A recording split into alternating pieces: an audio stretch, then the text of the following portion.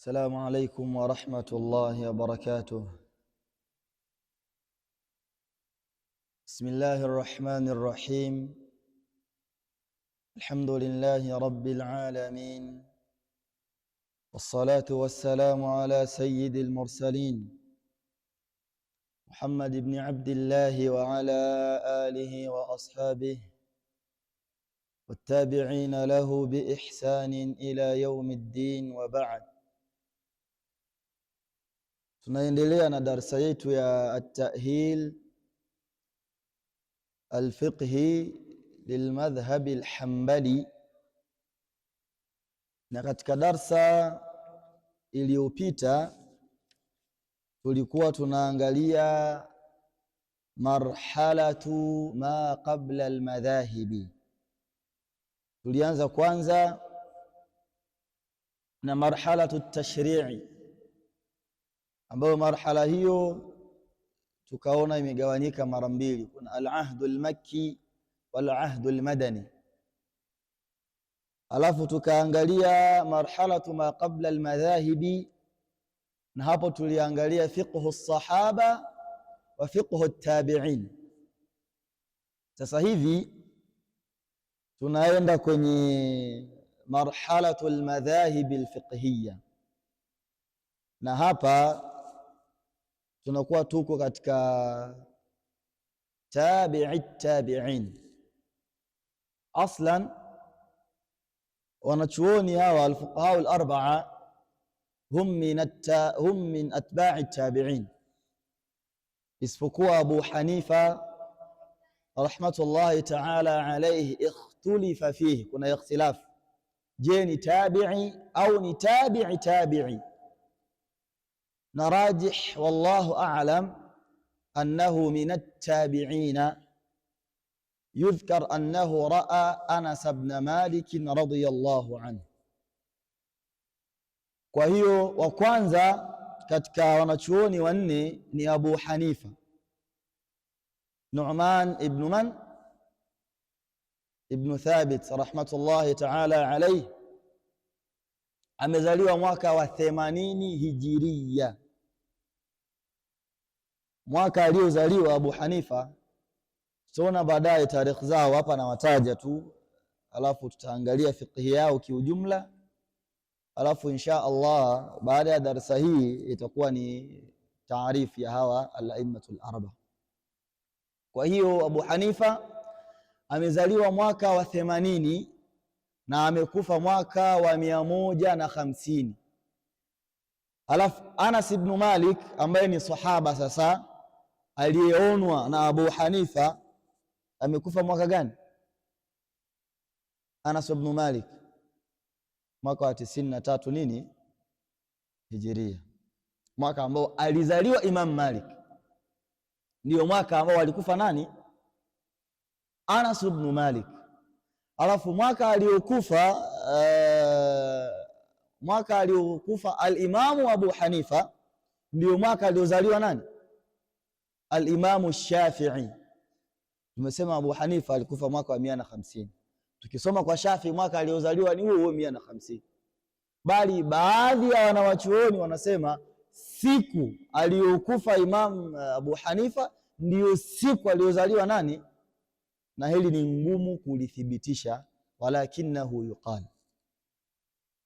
Huyo ndio wa kwanza katika hawa al-a'immatul arba'a, Abu Hanifa. Wa pili ni al-Imam Malik ibn Anas ibn Malik, anaitwa Malik ibn Anas ibn Malik, ni mjukuu wa Anas ibn Malik, si ndio? Aljawabu kalla, hapana, hawana nasabu ya aina yoyote, ambaye yeye amezaliwa mwaka wa 93 hijiria na amekufa mwaka wa 179 hijiria. Alafu watatu ni al-Imamu Shafi'i rahmatullahi ta'ala alayhi, ambaye al-Imamu Shafi'i amezaliwa mwaka wa 150 hijiria na amekufa mwaka wa 164. Hapana, amekufa mwaka wa 204 hijiria. Alafu Imam Ahmad kazaliwa mwaka wa 164 na amekufa mwaka wa 241 Hijiria. Sasa kikubwa ambacho leo tutakisoma ni almadarisu alfiqhiyatu lissahaba. Halqa iliyoisha tuliangalia hapa madarisu alfiqhiyya lissahaba. Kulikuwa kuna madrasa Madina, kulikuwa kuna madrasa Makka, alafu kulikuwa kuna madrasa wapi? Iraq. Madrasa zilikuwa 3 ambako ndio Kufa. Sasa somo ya leo insha Allah itatukusanyia hizo madaris zote 3, alafu tuone zilifikaje kwa hawa aimmatul arba, kwa sababu somo lililopita niliwaambia hapa hizi madaris alfiqhiyya al-arba'a hizi ya Abu Hanifa, Malik, Shafi'i na Ahmad zinaenda moja kwa moja kukutana na Mtume sallallahu alayhi wasallam. Sasa Mtume khalas rahala rahmatu sallallahu alayhi wasallam akawaacha masahaba wakisomesha. Hawa masahaba walisomesha, kulikuwa kuna madrasa Madina, kulikuwa kuna madrasa Makka, kulikuwa kuna madrasa wapi? Iraqi, ambako ni Kufa. Sasa tukianza na Madina, tulisema Madina alikuweko nani? Zaid ibn Thabit, ambaye amekufa mwaka wa 45 Hijiria. Halafu vile vile katika masahaba Madina alikuwepo nani? Abdullah ibn Umar, ambaye amekufa mwaka wa 73 Hijiria. Na tulisema Abdullah ibn Umar amesoma kwa nani? Kwa Zaid ibn Thabit. Sasa Zaid ibn Thabit ni mwalimu wa Abdullah ibn Umar. Abdullah ibn Umar ana wanafunzi wawili. Wa kwanza ni Nafi', ambaye Nafi' amekufa mwaka wa 117 Hijiria. Ana mwanafunzi wa pili anayeitwa Salim, ambaye yeye amekufa mwaka wa 106 Hijiria. Salim ni mwalimu wa Az-Zuhri. Az-Zuhri ni mwalimu wa Malik. Kwa hiyo Malik ibn Anas, huyu mwenye madhhab ya Malikiya, ilmu yake ameichukua kutoka kwa Ibn Umar katika njia mbili. Njia ya kwanza kutoka kwa Nafi' kwa Ibn Umar moja kwa moja.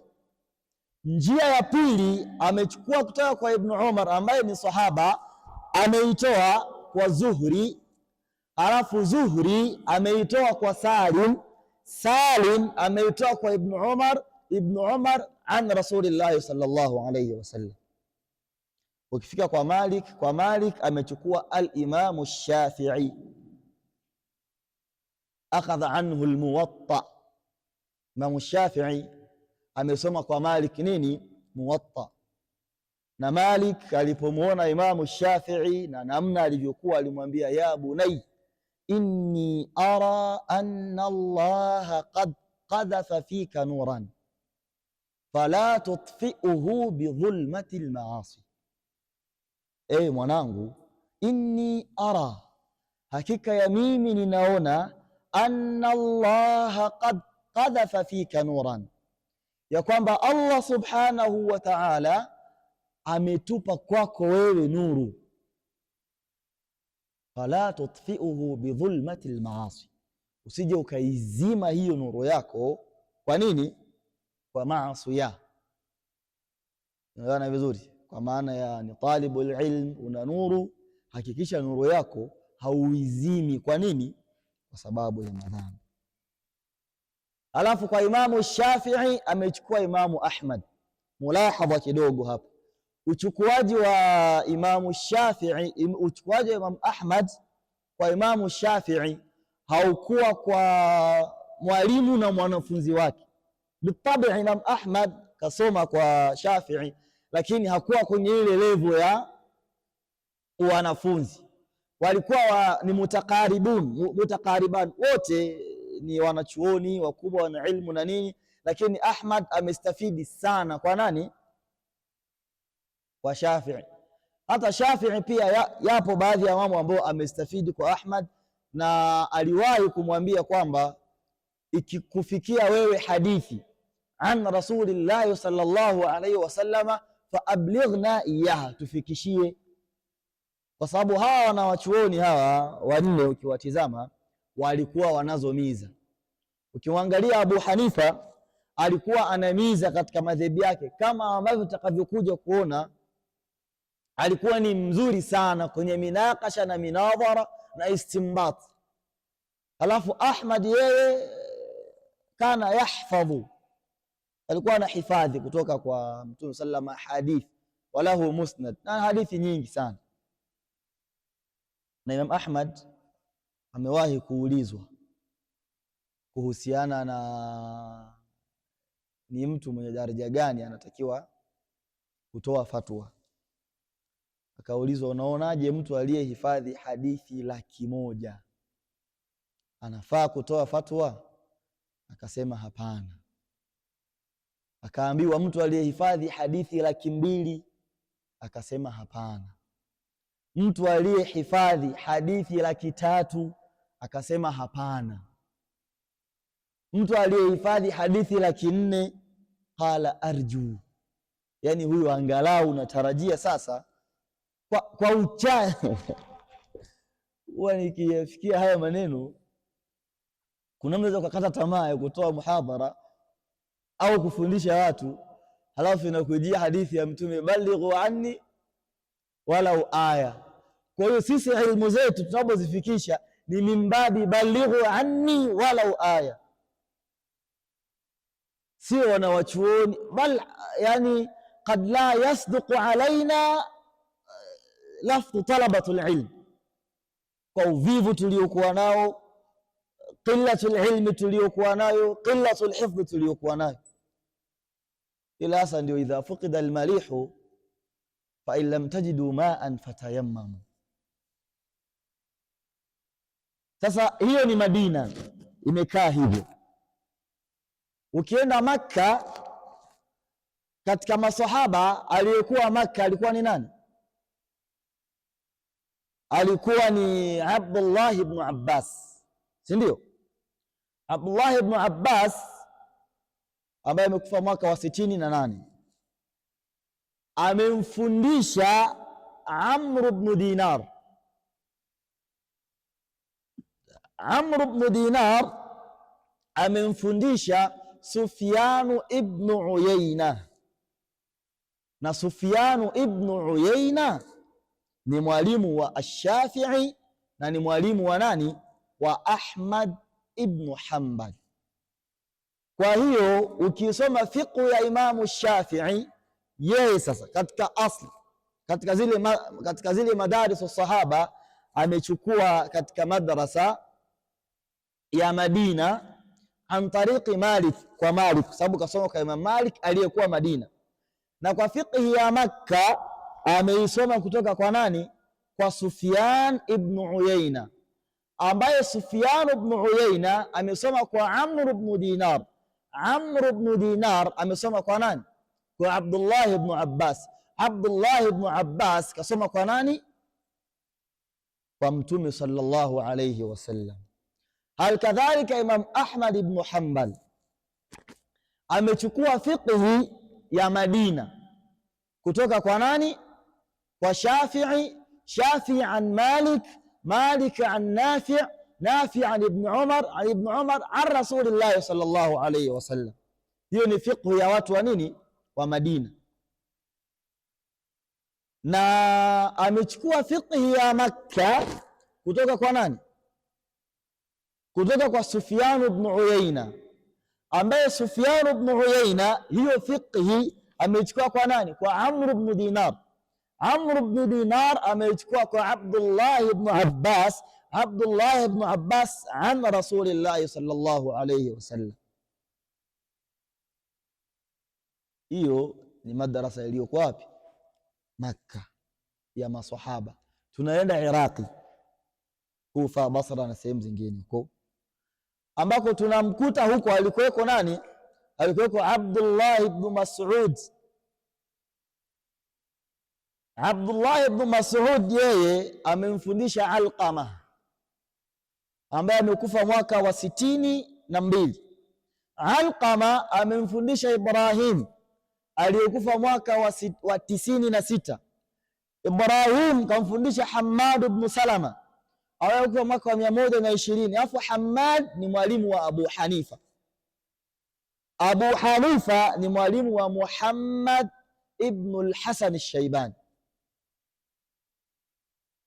Na ukifika hapa unaweza ukazikusanya zote madaris al-fiqhiyya hapa, tandariju ba'daha ala ba'd, unakuta kwamba wote utakuta hizi fiqhi baadaye zilikuja zikaingiliana. Muhammad ibn al-Hasan al-Shaybani ni mwalimu wa Shafi'i. Kwa hiyo namkuta Imamu Shafi'i, na ndio maana kana Mawsu'a rahmatullahi ta'ala alayhi, yeye amechukua fiqhi ya masahaba waliokuwa Madina. Amechukua fiqhi ya masahaba waliokuwa Madina kwa kupitia kwa nani? Kwa Malik an Nafi' an Ibn Umar. Alafu akaenda kuchukua fiqhi ya watu wa Makka. Fiqhi ya watu wa Makka ameichukua kupitia kwa nani? Kwa Sufyan ibn Uyayna, kwa Amr ibn Dinar, Amr ibn Dinar an Ibn Abbas, Ibn Abbas kwa Mtume sallallahu alayhi wasallam.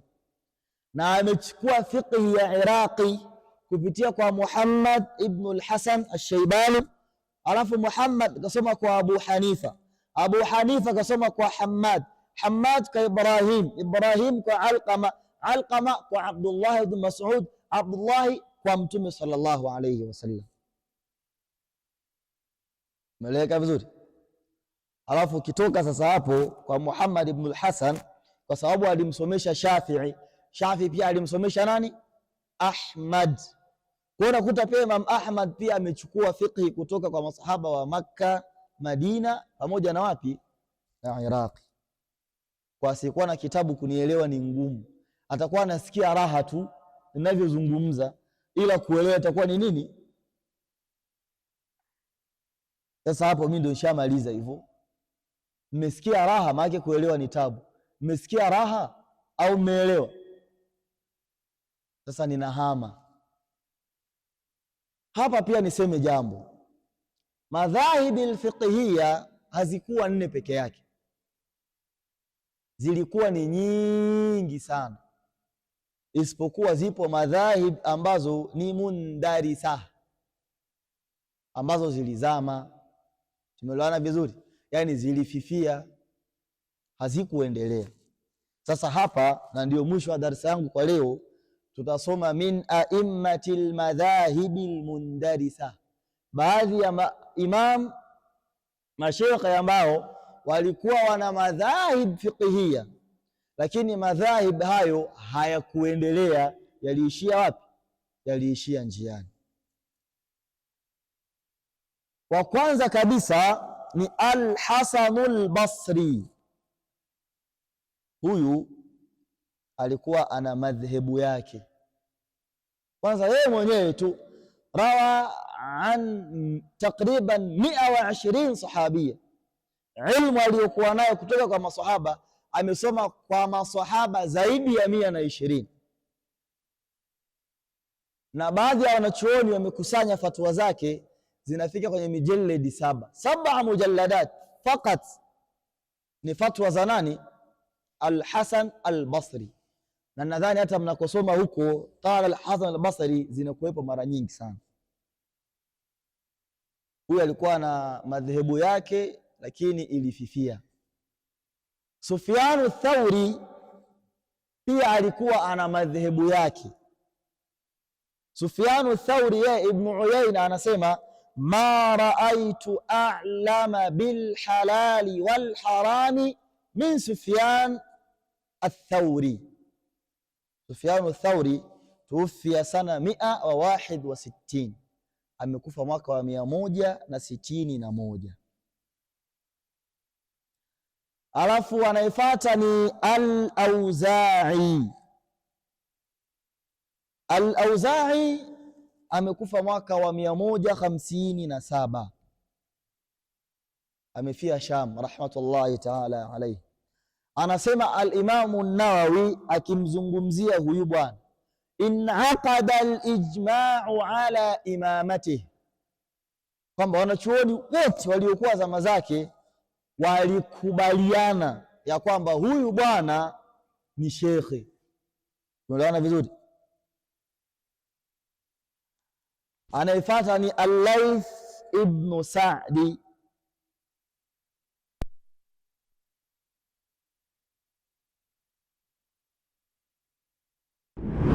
Hadith Media, maisha ni hadithi tu.